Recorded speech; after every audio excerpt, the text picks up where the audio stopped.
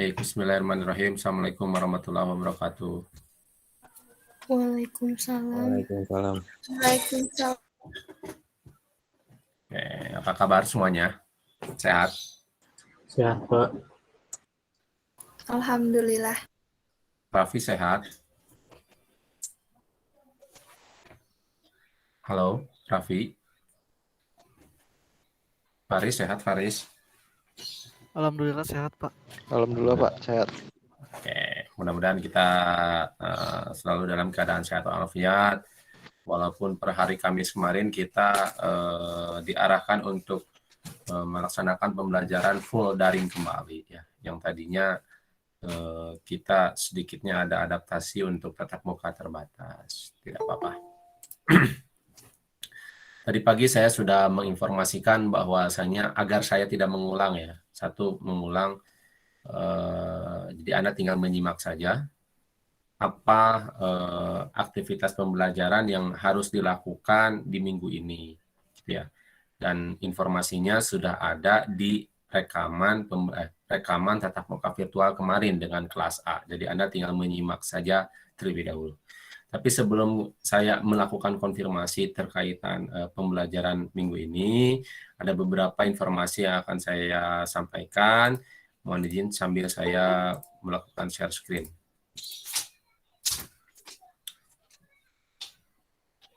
Layar saya sudah terlihat? Sudah, Pak. Baik, terima kasih. Oke, jadi setelah beberapa aktivitas yang berhubungan terkait masalah network, gitu ya. Yang ini hanya pengenalan saja, pengenalan macam-macam network, bagaimana cara konfigurasinya dan lain-lain, gitu ya. Simple saja. Terus Anda juga ada 2 kali praktikum. Praktikum pertama adalah mengenai bagaimana caranya memahami konfigurasi jaringan yang ada pada handphone dan bagaimana konfigurasi yang jaringan pada mensimulasikannya pada sebuah topologi di praktikum kedua. Nah, selanjutnya Anda atau kita masuk di salah satu capaian pembelajaran lainnya adalah Anda memahami bagaimana terkait pemrograman dasar. Nah, bahasanya sebenarnya bebas. Sekali lagi bahasa pemrograman yang dipilih bebas. Tapi kenapa menggunakan C++? Karena ini bahasa penengah yang menurut kami ini bisa lebih fleksibel saat Anda masuk ke bahasa pemrograman lainnya. Gitu. Walaupun misalkan dengan Python berbeda, ya. Dengan yang lain juga berbeda.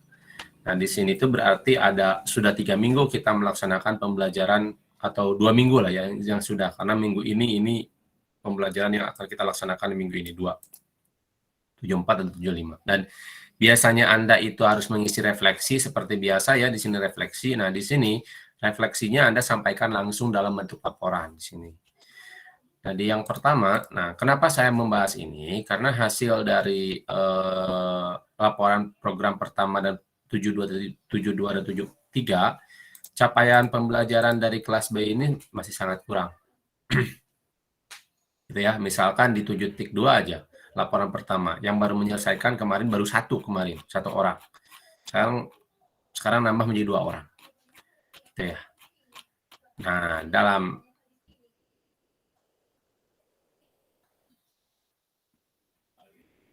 ini kenapa ya? Dihapus nih kayaknya ya. Permailing. Nah, di sini saya ingin mengkonfirmasi sebenarnya. Jadi di 7.1 itu, nah sebenarnya kan ini sudah ada rekaman pembelajaran dari kelas A. Jadi Anda sebenarnya lebih fleksibel. Jadi rekaman pembelajarannya sudah bisa Anda cek langsung di LMS. Jadi tidak harus melakukan tatap muka virtual kembali sih sebenarnya. Jadi Anda tinggal simak aja di YouTube. Sebenarnya saya bukan mengarahkan ke YouTube saya karena ini juga video yang saya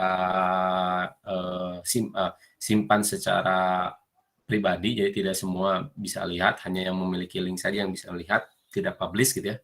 Jadi Anda tinggal menyimak rekaman pembelajaran yang sebelumnya seperti apa. Nah, di situ nanti akan ada jelas sebenarnya aktivitas apa sih yang harus dilakukan.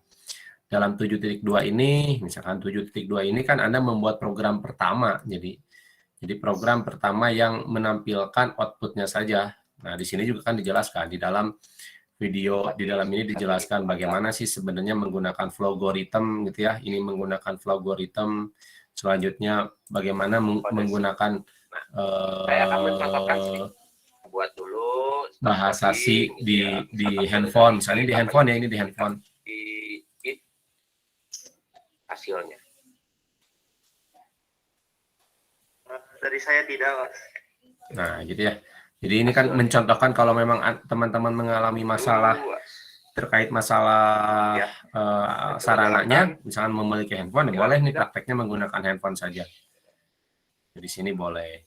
Atau menggunakan laptop juga boleh dengan menggunakan aplikasi DeadC++ seperti ini. Programnya ada seperti ini. Ini programnya. Nah, jadi sebenarnya di sini sudah dijelaskan aktivitas apa yang harus dilakukan, dan di sini juga diberikan informasi lagi gitu. Anda harus ngapain sih di sini? Gitu. Nah, pertanyaannya adalah ini kan baru 2 orang nih yang baru mengerjakan di laporan program pertama, karena semakin ke hari ini setiap minggunya akan ada aktivitas. Aktivitas minggu ini terkait operator. Aktivitas minggu berikutnya terkait masalah pemilihan. Kalau Anda tidak selesai ini akan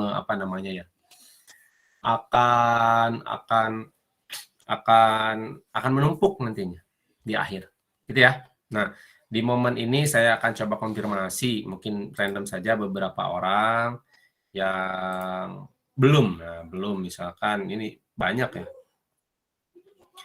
Ya, misalkan Aisyah gitu. Halo Aisyah. Ya, Pak. Benar belum menyelesaikan aktivitas laporan ya di yang pemrograman di LMS? Iya, Pak. Nah, barangkali ada yang bisa kita diskusikan gitu. Apa hambatan dari Aisyah gitu? Masih sedikit kurang paham, Pak. Terus belum kurang pahamnya di mana? dari awal soalnya belum terlalu ngeh. Sudah menyimak video rekaman pembelajarannya? Udah, Pak. Nah, bagian atau menit keberapa yang dirasa perlu saya ulang sekarang? Mungkin Dan pas bagian bagian mana yang source code-nya, Pak. Pas bagian source code-nya. Bagian source code-nya. Gimana? Yang bagian flowchart. Bagian flowchart, boleh. Oke. Baik.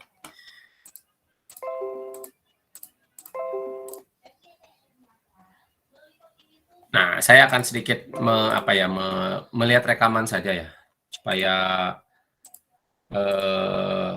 nanti akan saya ulang kembali, tapi pada bagian mana nantinya kita akan ulang. Nah, flowchart. Flowchart itu ada flowchart dokumen, gitu ya.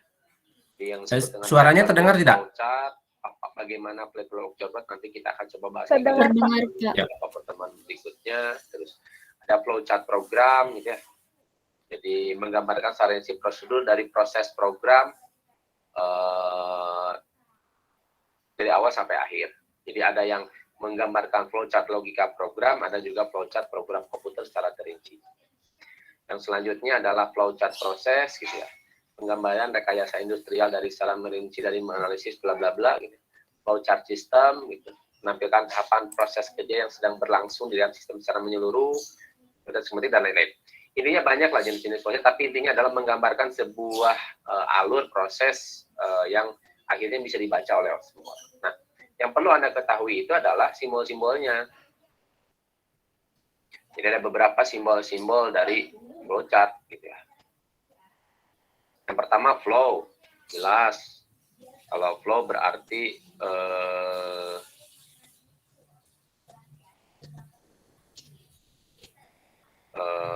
flow jelas gitu.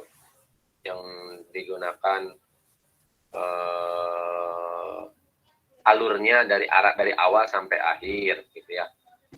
Terus on-page reference, nah simbol untuk keluar masuk penyambungan. Nah, misalkan gini ceritanya, kenapa ada simbol kotak ini, bulat ini, gitu ya? Ada simbol yang ini juga, ini apa ya simbol apa? Saya lupa lagi kalau seperti ini bahasanya simbol apa, gitu ya. Jadi misalkan nanti ada biasanya sambungan-sambungan dari sebuah alur agar lebih mudah, maksudnya agar lebih mudah itu dalam artian saya akan coba contohkan aja. Contoh flowchart 1 halaman. Nah, kayak gini. Nah, ini mungkin mudah-mudahan tergambar dengan tergambar ya, terlihat. Ini misalkan seperti ini. Ini dari satu tuh dari mana? Dari satu ini nggak ada nih. Satu ini harusnya mungkin ada yang lain. Cuman 2 ini lihat ya. Angka 2 ini sebenarnya kan dia bisa ke atas ke sini gitu. Tapi mungkin di sini nanti akan ada sambungan-sambungan tertentu gitu. Sehingga akhirnya sebenarnya angka 2 ini nyambung ke sini. Ini kan contoh flowchart. Nah, kalau misalnya gambarnya gini, berarti ini akan masuk ke page berikutnya. Jadi ini kan 1 halaman, sekali lagi ini 1 halaman. Kalau yang lain bisa jadi lebih dari 1 halaman. Jadi kalau ingin menyambungkan ke halaman berikutnya, ya disambungnya pakai kayak gini. Ini KNS, berarti nanti di sana juga ada KNS seperti apa. Gitu. Ini flowchart on page reference sama off page reference. Gitu.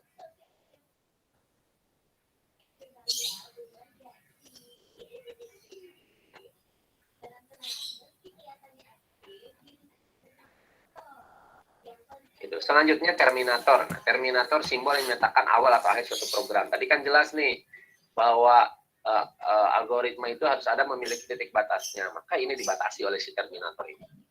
Jadi diawali di start, gitu ya. Ini contoh start ada end, start ada end. Cuman biasanya fokus kita di flowchart adalah menggambarkan sebuah alur dan programnya itu seperti apa. Kotak ini proses, jadi menggambarkan sebuah proses. Decision menggambarkan sebuah keputusan atau pilihan, gitu ya, jelas di sini. Terus input output, nah ini yang tadi inputnya seperti apa, gitu ya. Terus ada manual operation, jadi simbol yang menyatakan suatu proses yang tidak dilakukan oleh komputer, jelas ya. Terus ada dokumen, simbol yang menyatakan bahwa input berarti. Oke, saya rasa sudah cukup penjelasan mengenai flowchart. Jadi intinya ada banyak simbol dan flowchart itu menggambarkan sebuah proses dari sebuah, kalau misalnya kita fokusnya ke program, berarti dari sebuah program, gitu ya. Nah, misalkan salah satu aplikasi untuk membuat flowchart itu ada namanya Flowgorithm.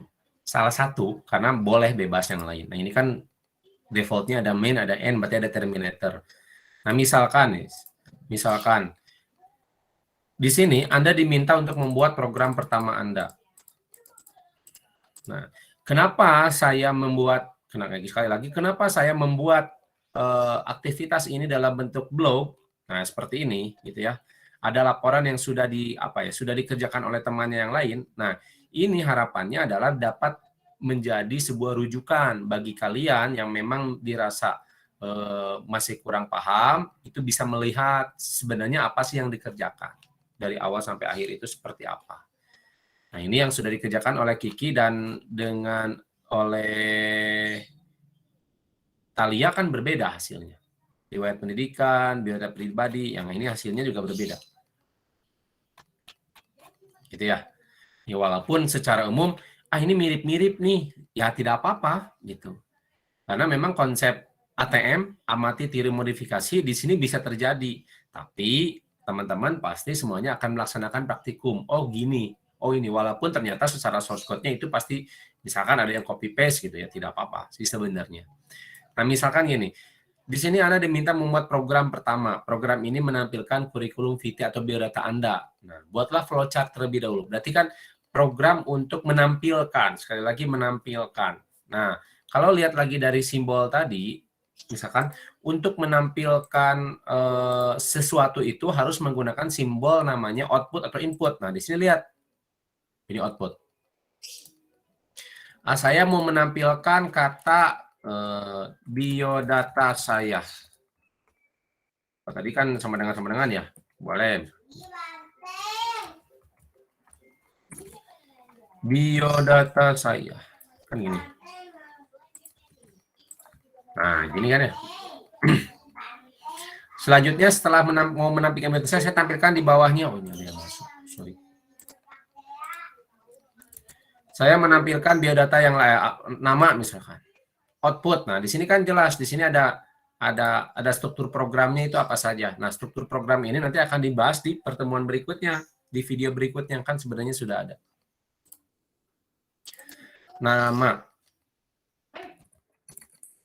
Nama saya Triman Siogiana. Gini. Selanjutnya alamat misalnya. Alamat Bandung. Kan kayak gini aja. Dan terus sampai panjang. Kalau dijalankan bagaimana? Ya dijalankan. Nah, hasilnya seperti ini. Biodata saya, nama saya Triman Siogiana, alamat Bandung. Nah, di dalam video ini dijelaskan juga, setelah membuat flowchart, Anda diminta membuat sebuah program pertama Anda. Jadi programnya itu menggunakan namanya cout. Nah, ini contoh dasar programnya. Jadi membuat, nah ini. Kalau lagi nanti kita copy yang tadi apa yang Nah, ini ya, membuat hello world seperti ini. Jadi sama seperti cout-nya ini kita gunakan untuk membuat menampilkan biodata kita, karena cout ini kita gunakan untuk menampilkan atau program atau sintak untuk mengeluarkan output. Nah, di sini Flowgorithm salah satu kelebihannya adalah kita dapat melihat source code viewer-nya. Jadi apa yang nanti saya tuliskan di sini adalah seperti ini. Gitu. Jadi sebenarnya kita tinggal copy paste yang ada di sini semuanya. Ini bisa nggak ya? Oh, nggak bisa. Harus di ini nih, copy to clipboard. Nah, terus kita buat dengan menggunakan aplikasi Dev C++ misalkan. Yang paling biasa digunakan ya. Sebenarnya boleh saya menggunakan Apache NetBeans misalkan. Nah, ini seperti ini. Kita save as. Apa kita save?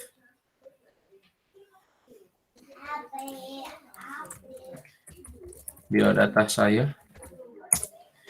Terus kita compile. Compile ya. Tidak ada masalah, tidak ada error. Kita run, jalankan. Nah, jadinya seperti ini. Biodata saya, nama saya Triman Siogiana, alamat Bandung. Jadi program pertama itu sih sebenarnya hanya menampilkan saja. Jadi di minggu pertama Anda bisa mengenali bagaimana environment dari pemrograman itu seperti apa, membuat bahasa dalam menggunakan bahasa ASCII. Selanjutnya Anda memahami dari flowchart itu seperti apa. Kenapa perlu ada flowchart? Sekali lagi, kalau kita berbicara dari metode pengembangan perangkat lunak, misalkan salah satunya menggunakan metode waterfall, ada salah satu tahapan namanya desain. Desain itu merencanakan, menggambarkan. Nah, menggambarkan sebuah program atau proses itu kita dapat gambarkan dengan menggunakan flowchart seperti itu. Jadi kenapa Anda diwajibkan untuk yang sekarang itu membuat flowchart-nya terlebih dahulu. Seperti itu. Siapa tadi ya? Aisyah. Itu Aisyah ya?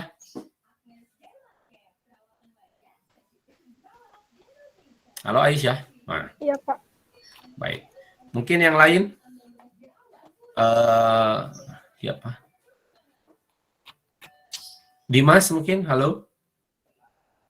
Sama di Dimas juga belum? Barangkali ada yang didiskusikan hambatannya seperti apa, Dimas? Belum bisa memahami. Memahami apa?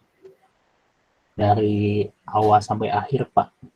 Jadi sebenarnya yang saya takutkan itu sebenarnya Anda itu, saya nggak tahu karena saya tidak bisa merekam siapa yang sudah menyimak video rekamannya itu dari awal sampai akhir. Itu yang tidak saya rekam. Kebetulan saya lebih fleksibel dalam artian aktivitasnya tidak saya rekam di LMS.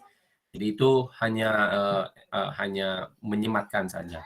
Nah, saya juga tidak akan bertanya sebenarnya sejauh mana Anda menyimak rekaman pembelajaran tersebut gitu. Karena yang saya takutkan itu adalah rekaman itu yang tidak disimak tapi Anda langsung ke aktivitasnya. Gitu maksudnya aktivitas yang memprogram gitu. Nah, di situ mungkin agak muncul kebingungan. Nah, kalau Dimas gitu ya, belum memahami dari awal sampai akhir itu, berarti kalau dari awal tuh awalnya apa? Apa, Mas? Ya, belum sedang nyari pendapat sendiri gitu, Pak. Nyari cara sendiri biar bisa memahami. Nah, seperti apa? Cara sendiri seperti apa biasanya? Seperti materi yang kasih nilai apa ya, panjang lebar tapi dirangkum gitu Pak, biar lebih singkat dan hasilnya berarti sudah ada rangkumannya kalau seperti itu, Dimas? Lagi dibuat. Sedang dibuat. Nah, berarti selama kurang lebih 2 minggu ini sudah sampai mana rangkumannya? Lagi cari jalan, Pak. Oke.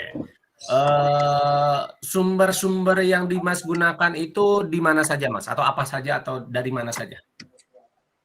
Dari Wikipedia, Pak. Wikipedia. Baik, oke. Ya, sebenarnya sih saya tidak menyalahkan, tidak boleh bebas, sumber itu kan bebas. Salah satu sumber yang saya gunakan adalah ini ya, karena ini tutorial lengkap, benar, belajar bahasa pemrograman C++, walaupun sebenarnya secara buku yang saya gunakan itu adalah buku algoritma pemrograman dari Rinaldi Munir. Itu buku pegangan pemrograman dasar. Itu hanya bahasanya bahasa C. Nah, saya menemukan ada salah satu sumber di sini, belajar cpp.com gitu ya. Dan di sini dijelaskan dari awal sampai akhir gitu ya. Nah, target kita di semester ini kan sampai ini, sampai array, sampai di sini function dan ini struktur data. Nah, di sini kan ini konsep OOP, nanti kita pelajari lagi di semester berikutnya. Di sangat panjang target kita, capaian pembelajaran kita di dasar keahlian PPLG ini. Nah, tapi saya juga harus merekam sebenarnya apa sih sebenarnya masalah-masalah yang terjadi itu gitu. Secara sumber ada, atau takutnya secara praktik sarananya mungkin tidak ada. Nah, makanya saya menyarankan boleh Anda menggunakan namanya handphone untuk memprogram, boleh. Atau sebenarnya langsung tulis pun tidak apa-apa. Berarti hanya menulis saja, tidak mengkompil programnya pun tidak apa-apa. Tapi harapannya adalah dari kami itu hambatan-hambatan yang seperti ini dikemukakan gitu ya, karena di dalam refleksi itu tidak pernah mengemuka gitu masalah-masalah seperti ini tuh. Jadi refleksi-refleksi yang sebelumnya Anda tuliskan tuh lebih normatif saja gitu. Saya nanti akan seperti ini. Nah, saya juga baru tahu bagus gitu cara yang dilakukan Dimas, membuat simpulan terlebih dahulu. Jadi nanti mungkin saya akan coba membuat aktivitas berikutnya. Nanti Anda berarti perlu kalau seperti ini perlu meresum dari materi gitu. Jadi kalau misalkan ada materinya tentang A, jadi teman-teman nanti perlu meresum sebuah materinya terlebih dahulu nih. Jadi kalau caranya tadi seperti Dimas itu seperti itu, nanti saya akan buatkan aktivitas Anda untuk mewajibkan membuat resumenya terlebih dahulu. Nah, setelah resumenya itu dibuat, baru nanti akan boleh langsung melakukan praktikumnya seperti apa. Gitu ya. Oke, mungkin satu orang lagi yang paling bawah, Zeni mungkin. Barangkali ada yang bisa kita diskusikan, Zeni, terkait hambatan. Karena saya masih ada di laporan program pertama ya. Di laporan program pertama ini baru 2 orang di kelas B gitu ya. Baru 2 orang di kelas B. Karena memang kebetulan yang di kelas B ini tidak ada pertemuan secara langsung seperti ini, sinkron gitu. Karena maksud saya adalah supaya saya pun tidak mengulang, jadi Anda bisa melihat terlebih dahulu, ada hal-hal yang nantinya ditanyakan, boleh ditanyakan lebih lanjut di pertemuan di tatap muka yang lain. Maksudnya tatap muka yang lain itu seperti ini, jadi saya hanya mengkonfirmasi saja. Oke, ada lagi? Mungkin Zeni, ada yang bisa kita diskusikan? Iya, Pak. Nggak ada. Soalnya tadi saya ditanya sama Aisyah. Oke, baik. Terima kasih. Kalau gitu, kita lanjut ke aktivitas berikutnya di 7.3. Nah, kalau 7.3 ada video yang saya buatkan langsung dulu karena tidak ada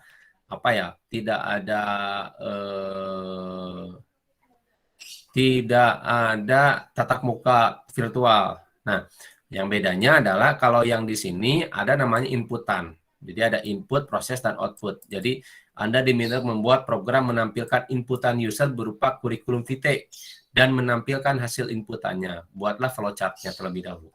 Nah, di sini dijelaskan sebenarnya inputannya seperti apa, outputnya seperti apa. Nah, misalkan kalau yang tadi seperti ini, kan gini ya. Output biodata saya. Nah, di dalam videonya dijelaskan kalau kita ada namanya input, gitu ya, berarti perlu ada penampung yang dimaksud dengan variabel. Nah, penampung ini, variabel ini nantinya dapat diisi. Nah, berarti penampung ini harus memiliki sifat-sifat tertentu. Maksudnya, muncullah ada terminologi namanya tipe data. Nah, tipe data itu adalah tipe data yang dapat kita inputkan ke dalam sebuah variabel. Jadi misalkan ada variabelnya bentuknya ember. Cuman yang satu mah tipenya full, ember biasa. Yang kedua adalah ember yang saya kasih bolong gitu. Maka tipe embernya pasti akan berbeda. Apa yang dimasukkan ke dalam ember tersebut pasti akan berbeda, walaupun dua-duanya ember, penampung. Kalau yang bolong berarti hanya dapat menyimpan benda padat saja. Karena kalau benda cair pasti akan keluar lagi. Tapi kalau benda yang ember yang full, boleh benda padat, boleh benda cair. Nah, tipe data itu juga di sini ada dijelaskan, di dalam ini juga Anda bisa baca. Nah, tipe data. Jadi kalau misalnya tadi Dimas menggunakan Wikipedia, boleh, tidak apa-apa. Macam-macam tipe data itu ada 3 kan, variabel bilangan, teks, dan boolean. Itu dalam bahasa asing. Di sini juga ada panjang lebarnya juga dijelaskan beda dan lain-lain. Nah, maka saya memerlukan sebuah tipe data di sini. Saya di sini memerlukan sebuah tipe data atau variabel. Nah, variabel itu di sini. Variabel, declare, saya deklarasikan. Misalkan variabelnya nama string. Kenapa string? Nah, di sini kan string. Keperluan saya untuk teks. Sini. Jadi sebenarnya sudah ada di sini, tinggal Anda baca saja. Nah, setelah itu saya butuh lagi di sini ada alamat. Deklarasi string alamat, namanya alamat. Nah, di sini saya inputkan. Variabelnya adalah nama. Nah, input nama. Tapi saya di sini tambahkan output. Masukkan nama Anda. New line-nya nggak usah. Gitu. Saya tambahkan lagi di sini. Outputnya dulu. Masukkan alamat Anda. Nah, diinputkan setelah ini adalah input alamat. Nah, ini kan sudah nih. Programnya diminta untuk menginputkan kurikulum vitae gitu ya, dan menampilkannya. Yang ini. Menginputkan user berupa kurikulum vitae biodata dan menampilkan hasil inputannya. Jadi hasil yang diinputkan di sini saya outputkan. Nah, maka outputnya ya saya buat output nama saya adalah output nama. Nah, nama itu berarti nama variabel yang ada di sini. Selanjutnya, alamat saya di output alamat. Nah, ini contoh, misalkan hanya 2 saja. Kita coba jalankan, error tidak. Nah, kan ini ya. Biodata saya, ini inputan. Masukkan nama Anda, 3 months. Enter. Masukkan alamat Anda, Bandung. Enter. Nama saya adalah Triman, alamat saya Bandung. Jadi berbeda nih. Jadi kalau yang tadi mah hanya output saja, di sini ada input dan ada proses dan output. Bagaimana sih kode viewernya? Nah, coba aja kita lihat. Jadinya kayak gini tuh. Kita coba copy, kita masukkan ke sini, save, kita compile,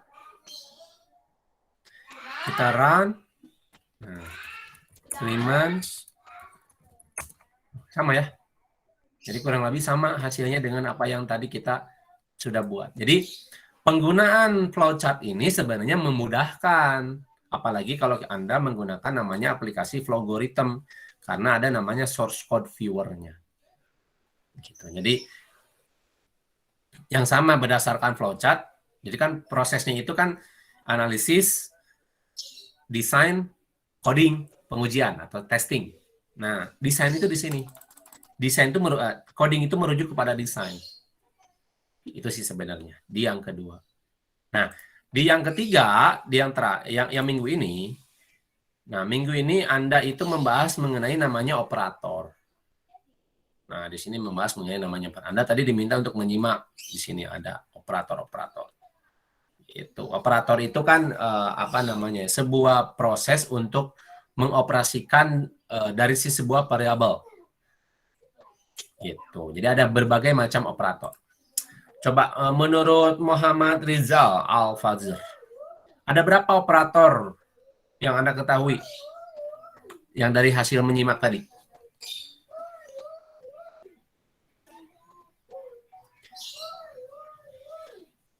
Halo, Muhammad Rizal.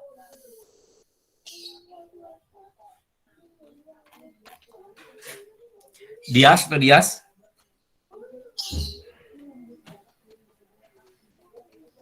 Halo Dias.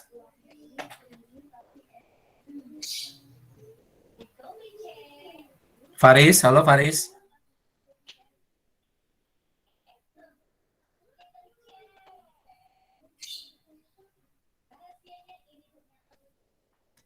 Halo. Fatur. Iya, Pak. Nah, ada berapa operator menurut Fatur? 5. 5 apa saja? Tambah kurang kali bagi, sisa bagi. Oh, sisa bagi modulus. Oke, 1. Nah, oke, menurut Feby ada yang lain?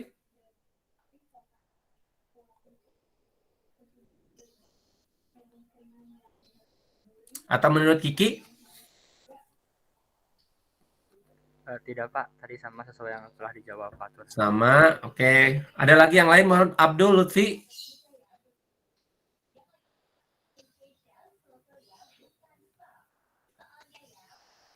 Najwa? Sama Pak, baru tahunya yang tadi aja. Kika, Raffi? Sama Pak. Sama. Baik ya. Ini kalau yang tadi saya panggil nggak menyaut itu kenapa ya? Sedang ada kesibukan lain, ada aktivitas lain atau bagaimana? Nanti mohon konfirmasinya ya. Saya sampai absen nih. Raffi tadi tidak ada. Sandika, Sandi Aditya, Sandika ada? Kurang sama Pak, seperti yang saya ketahui sama seperti yang tadi Fatul sebutkan. Baik. Siva, Talia?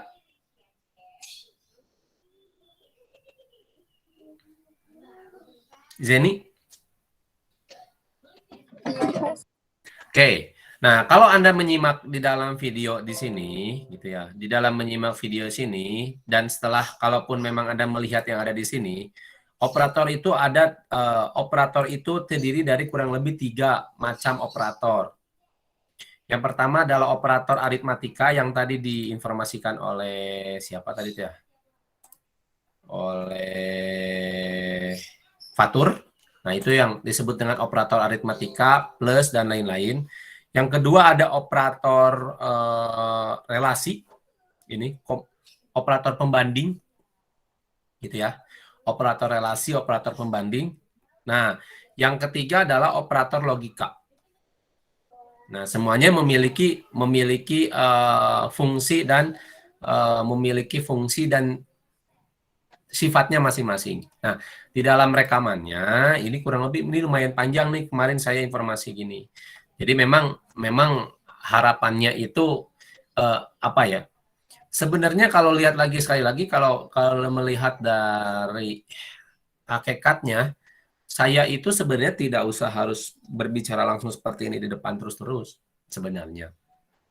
Bisa jadi Anda yang baca, Anda silakan melakukan mencari sumber yang lain, nanti saya cuma tinggal konfirmasi saja. Hanya ternyata perlu ada pengadaptasian seperti itu. Jadi saya menjelaskan lagi.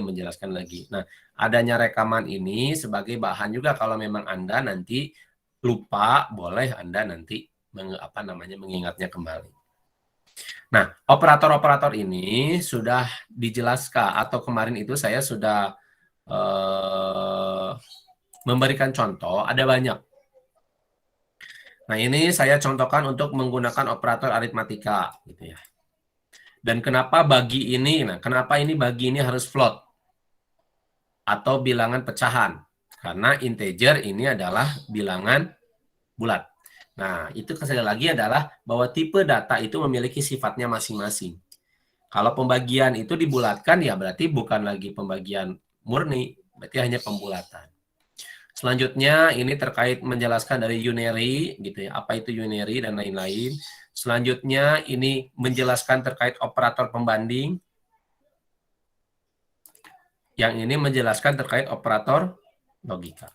Nah, semuanya sudah saya sampaikan juga di dalam LMS gitu ya, di dalam rekaman-rekaman tadi. Nah, barangkali setelah Anda menyimak apa yang sudah Anda simak dari rekaman pembelajaran sebelumnya, adakah yang ingin kita diskusikan terlebih dahulu sebelum Anda melanjutkan ke aktivitas 7.5? Aktivitas 7.5.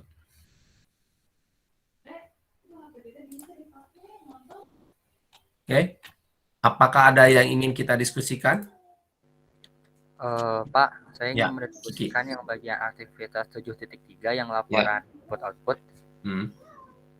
Kan untuk agar bisa membaca spasi pada laporan input-output itu, dari beberapa literasi yang telah saya baca itu bisa menggunakan scene getLine atau perintah get.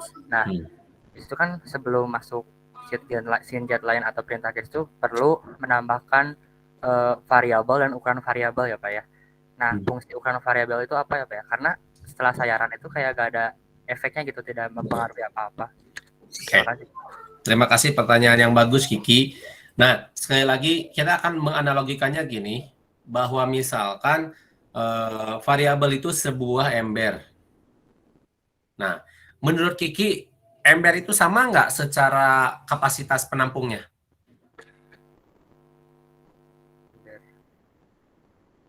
Halo?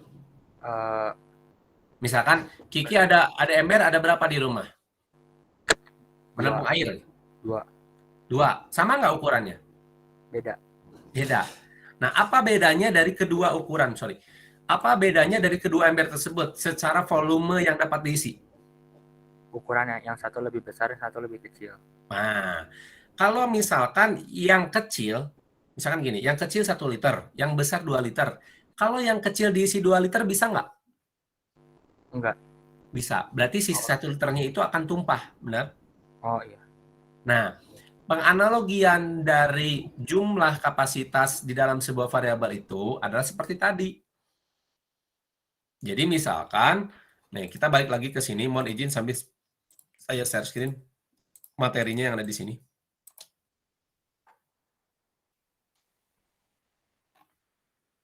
Kelihatan ini presentasinya? Terlihat. Nah, gini Ki. Ini misalkan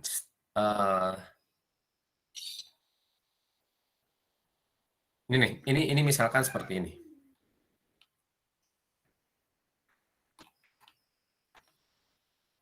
Nah, ini misalkan gini ya. String, misalkan ada string, ada char ini ya. Ada char, ada string. Kalau string itu merupakan kelumpuhan dari sebuah char. Char itu setiap satu karakter kan gitu. Jadi kalau kita ibaratkan tadi ada 2 ember, yang 1 2 liter, yang 1 1 liter gitu ya. kalau misalkan harga dari ember tersebut sama atau tidak menurut Kiki? Mungkin beda. Lebih mahal yang mana logikanya? Lebih mahal yang gede. Nah, berarti kalau kita menggunakan tipe data tertentu pun akan kita harus membeli tipe data tersebut dengan harga yang mahal. Apa maksudnya? Ininya ukurannya 4 byte, ini 1 byte. Misalkan integer pun beda, ada integer, ada sign integer, ada sign short integer, ini kan berbeda-beda. Ini 32 bit, ini 32 bit, kalau ini 16 bit. Jadi kalau misalkan keperluan kita hanya ukurannya hanya berapa ya, misalnya kita boleh menggunakan short integer. Gitu. Nah, jadi maksudnya adalah kenapa tidak ada perbedaan? Ya barangkali yang tadi kapasitas ember pertama yang 1 liter dan ember kedua yang 2 liter, tetapi Kiki mengisi ember tersebut masih 500 mili. Berarti kan tidak terasa. Benar tidak? Yang misalkan Kiki 2 liter embernya, terus Kiki yang 1 liter, diisi dua-duanya 500 mili. Terasa nggak muntahnya? Terasa nggak modalnya? Meluber dari airnya kan tidak terasa. Tapi coba Kiki isi. Misalkan yang tadi 1 liter, Kiki isi menjadi 2 liter. Berarti kalau misalkan air yang 1 liternya lagi, pasti tidak akan terisi di ember tersebut. Tidak akan terlihat. Gitu ya? Ya, baik, Pak. Paham? Paham, Pak. Oke. Ada yang lain lagi?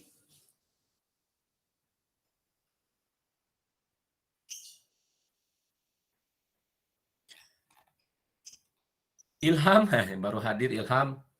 Nanti silakan disimak saja rekamannya ya. Saya panggilan terakhir aja ini sebagai presensi juga hadir yang menyimak atau tidak. Aisyah, halo. Ya, Pak. Nah, Dimas. Hadir, Pak. Dias. Maaf, Pak. Tadi habis dari WC, Pak. Tadi nanya. Ya, nanya. Ada yang ditanyakan tidak? Mungkin tidak, Pak. Soalnya tadi baru nanya ke teman materinya. Ya, Faris. Hadir, Pak. Fatur. Hadir, Pak. Febi. Hadir, Pak. Wah, hadir semua ini mah. Udah di-spill di grup berarti ya. Ilham. Hadir, Pak. M. Abdul. Hadir, Pak. M. Lutfi. Hadir, Pak. M. Rizal. Hadir, Pak. Najwa. Hadir, Pak. Kika. Hadir, Pak. Raffi. Hadir, Pak.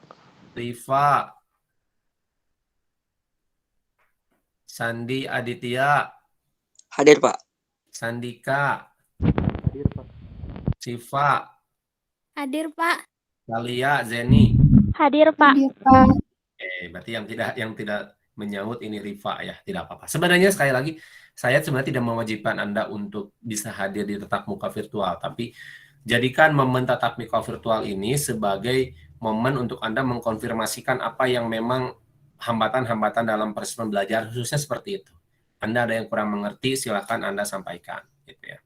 Nah, insya Allah setiap kali ada tatap muka virtual, rekamannya pasti akan saya berikan kembali sebagai bahan nanti kalau memang Anda ada hal-hal yang ingin dikonfirmasi lupa, jadi boleh dilihat kembali. Nah, aktivitas-aktivitasnya itu di dalam LMS salah satunya saya menggunakan blog sehingga Anda bisa saling melihat sebenarnya. Terus akan kelihatan kalau yang memang nyontek tuh akan kelihatan gitu. Menyalin punya orang tuh akan kelihatan. Tapi konsepnya ATM teh boleh amati, tiru, modifikasi gitu. Amati, tiru, modifikasi gitu. Tapi kalau memang misalkan pure modifikasinya memperlihatkan bahwa ini pekerjaan orang lain ya tidak bisa. Gitu. Jadi melihat saya ingin mencontoh punyanya siapa, karena yang udah kumpul dari Kiki ini, saya lihat yang Kiki boleh. Oh gini dan lain. Oke, satu saya pengumuman lupa. Di 7.5 di laporan pemrograman program operator, Anda sebenarnya Anda diharapkan membuat flowchart-nya terlebih dahulu. Tapi pembuatan flowchart-nya tidak usah dimasukkan di laporan.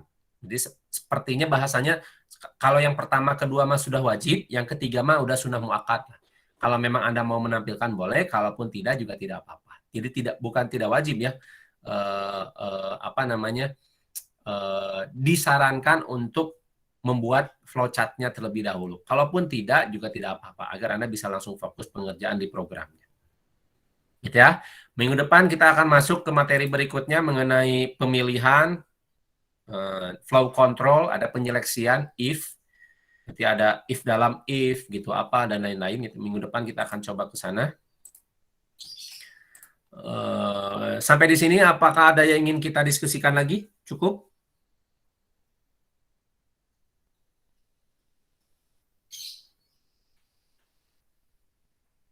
Halo, cukup? Dari saya cukup, Pak. Baik, terima kasih Lutfi.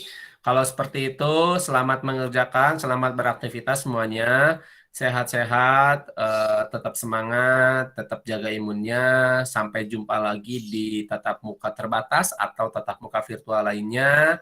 Jangan lupa selesaikan aktivitasnya dituntut, walaupun periodik belajar 1 minggu. Minggu depan kita ada aktivitas lain, jangan sampai semuanya menumpuk. Selamat pagi semuanya. Assalamualaikum warahmatullahi wabarakatuh. Waalaikumsalam. Waalaikumsalam warahmatullahi wabarakatuh. Terima kasih, Pak.